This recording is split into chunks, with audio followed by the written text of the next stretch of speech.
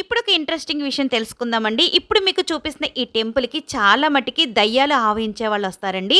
ఎందుకంటే పట్టిన దయ్యాల్ని వదిలించుకోవడానికి. ఈనాటి ఆధునిక కాలంలో చాలా మంది ప్రజలు భూత, పీత, పిశాచాలు ఉండవని నమ్ముతారు. అయితే తెలుసుకోవాల్సిన విషయం ఏమిటంటే వివిధ ప్రాంతాల నుంచి ప్రజలు భూత, పీత, పిశాచాలను వదిలించుకోవడానికి ఈ దేవాలయానికైతే వస్తారు. ఇది హనుమాన్ టెంపుల్. ఈ టెంపుల్‌లోని 4 చాంబర్స్ ఉంటాయి. 3 చాంబర్స్‌లోని హనుమంతుని విగ్రహం, ప్రేతర సర్కార్, భైరవ స్వామి విగ్రహాలు ఉంటాయి. 4గో చాంబర్ చాలా భయంకరంగా ఉంటుంది. ఎందుకంటే భూత, పీత, పిశాచాలు ఆవహించే వారందరూ కూడా అక్కడే ఉంటారు. విచిత్రం ఏంటంటే దయ్యం పట్టిన వాళ్ళు ఈ గుడికి వస్తే ఆ దయ్యాన్ని వదిలించుకొని ఇంటికి తిరిగి వెళ్తారు. అంతటి శక్తివంతమైన హనుమాన్ ఆలయం ఇది. ఇక్కడ హనుమంతుని విగ్రహం స్వయంభూగా చెప్తారు. ఇక్కడ హనుమంతుల వారు కొన్ని సంవత్సరాల పాటు జీవించి ఉండవచ్చని, ఆ పవరే మనుషుల బాడీలో నుంచి దయ్యాల్ని వెళ్ళగొడుతుందని ప్రజల గట్టి నమ్మకం. ఇంతకీ ఈ ఆలయం ఎక్కడుందంటే రాజస్థాన్ లోని దౌసా జిల్లాలో ఉంది ఈ మెహందీపూర్ బాలాజీ టెంపుల్. ఇంకా ఈ ఆలయం గురించి మరెన్నో విషయాలు నెక్స్ట్ వీడియోలో తెలుసుకుందామండి.